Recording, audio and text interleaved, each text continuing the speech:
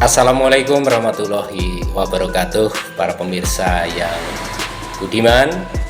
Saya doakan semoga sehat selalu dan dilancarkan semuanya.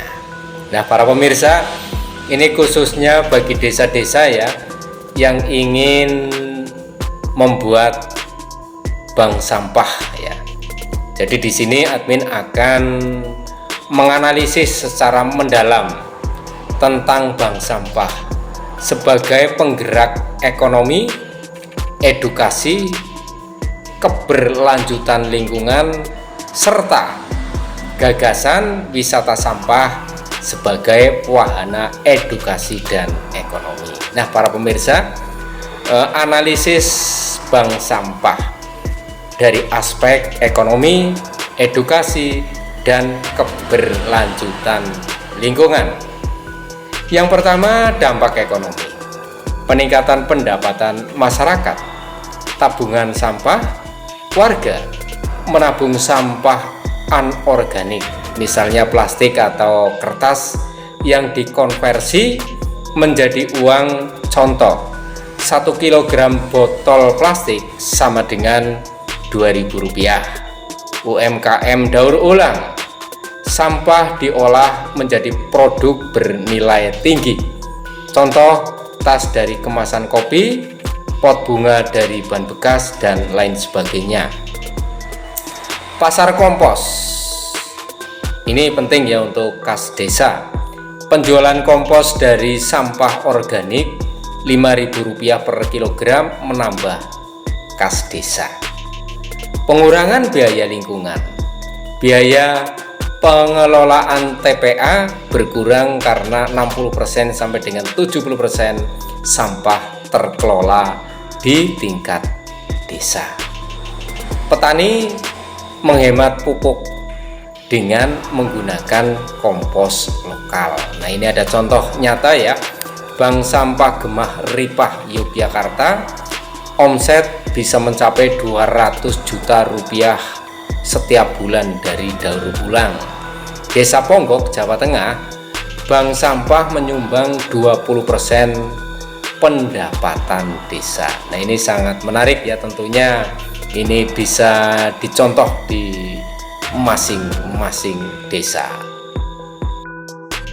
Yang kedua yaitu dampak edukasi, kesadaran lingkungan, sekolah lapangan, warga dilatih memilah sampah dan mengolahnya. Kurikulum desa, anak-anak diajak membuat kerajinan dari sampah. Perubahan perilaku, pola buang sampah sembarangan berganti menjadi kumpulkan untuk dapat uang. Pengurangan penggunaan plastik sekali pakai, teknologi digital, aplikasi sampah menabung memudahkan pelacakan tabungan sampah warga.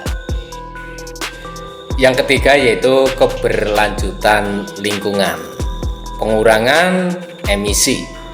Sampah organik diolah jadi kompos atau biogas, mengurangi emisi metana dari TPA.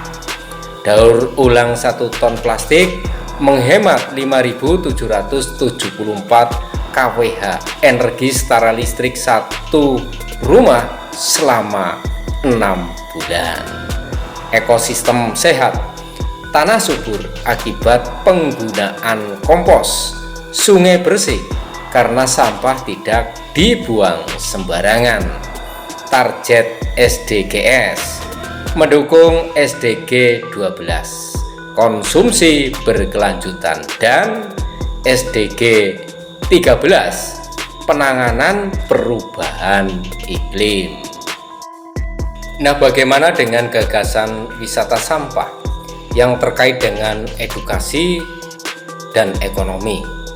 Yang pertama, konsep wisata sampah, edu wisata daur ulang.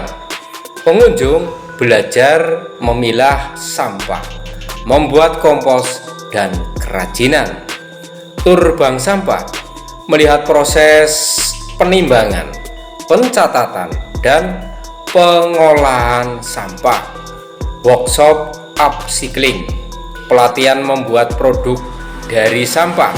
misal dompet dari kemasan kopi. Lalu yang kedua, potensi ekonomi. Tiket masuk misalnya ya 10.000 per orang, termasuk materi edukasi ya. Penjualan produk misalnya kerajinan kompos atau bibit dari bank sampah. Homestay hijau, penginapan ramah lingkungan dengan konsep zero waste. Yang ketiga yaitu strategi pengembangan. Ini dengan berkolaborasi ya dengan stakeholder pemerintah, promosi melalui Kemenparekraf, sekolah, kunjungan studi lapangan, influencer, konten wisata unik, pengelolaan sampah, paket wisata terintegrasi, half day tour edukasi plus praktek daur ulang, full day experience, tambahan trekking di area restorasi lingkungan. Nah, para pemirsa, bank sampah adalah solusi nyata untuk ekonomi sirkular, edukasi lingkungan, dan pengurangan polusi. Wisata sampah bisa menjadi destinasi berkelanjutan yang mengubah persepsi sampah dari limbah jadi sumber daya. Kunci keberhasilan, keterlibatan masyarakat, inovasi produk, dan dukungan kebijakan. Nah, dari sampah lahir ekonomi, dari edukasi lahir kesadaran, dari kolaborasi lahir keberlanjutan. Nah, para pemirsa, jadi gagasan ini dapat diadaptasi ya sesuai dengan potensi lokal dengan melibatkan pemuda, desa sebagai motor penggerak. Nah, itulah analisis mendalam dari kami secara singkat. Mudah-mudahan bisa bermanfaat bagi Anda. Terima kasih telah menonton videonya sampai dengan selesai.